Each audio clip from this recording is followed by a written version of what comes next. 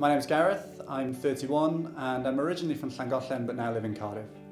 So the first thing I do every morning is check TimeHop, which shows you everything you've done on that day in years gone by. So it shows you photos you've taken, social media updates, but every year since you've had that data alive. It's incredible.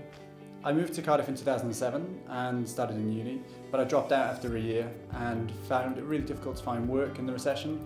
And after a couple of years of doing a lot of jobs I didn't want to do, I decided it'd be a good idea to start a business, and that's where ICE came from. And the idea was about creating a community of entrepreneurs doing really great things.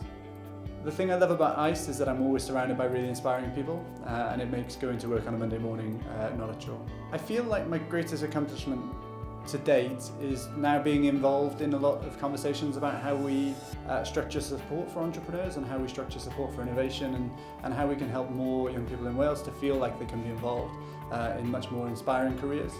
So I quite like that. I feel like Cardiff at the moment is in a really exciting moment. It feels like there's always something really exciting going on. We get a calibre of events that you wouldn't get in many other cities. In Europe maybe if not in the world. So I think for a city of its size, it punches well above its weight on a cultural side. And I think that there's a younger community of people with fresh new ideas who are being given the power and the ability to do something about that. I think we all vote with the future in mind. We all spend our time talking about political decisions, and if we're not involved in that conversation one way or another, then really we shouldn't be airing our opinions.